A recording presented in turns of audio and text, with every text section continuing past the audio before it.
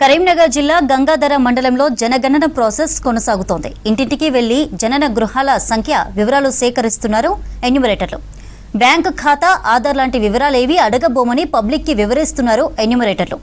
ఎవరైనా బ్యాంక్ లేదా ఓటీపీ వివరాలు అడిగితే అలర్ట్గా ఉండాలని సూచిస్తున్నారు. అనుమానాస్పదంగా వివరాలు అడిగితే వెంటనే పోలీసులకు ఫిర్యాదు చేయాలని పబ్లిక్ కు అవగాహన కల్పిస్తున్నారు ఎన్యూమరేటర్లు.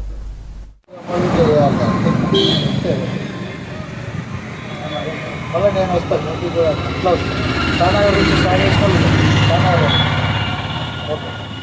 4 బ్లాక్లు ఇచ్చారండి.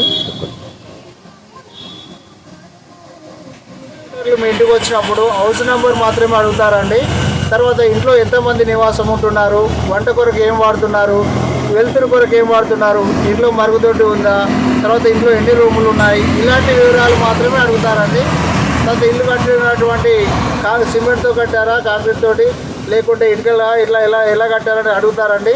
అంతే తప్ప మీ ఆధార్ కార్డు కానీ, పాన్ కానీ, రేషన్ కానీ ఇలాంటి ఏ విషయం అడగరు. ఉద్యోగం కూడా, బ్యాంక్ అకౌంట్ లాంటి ఏమి అడగరండి. అలాంటి వివరాలు ఎవరైనా అడిగితే మాత్రం వెంటనే మీరు పోలీస్ స్టేషన్ కంప్లైంట్ చేయండి.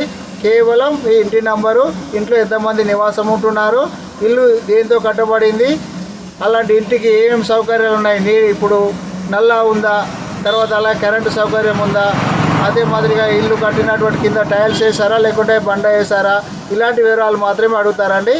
ఇవి మాత్రమే వివరాలు ఇవ్వండి.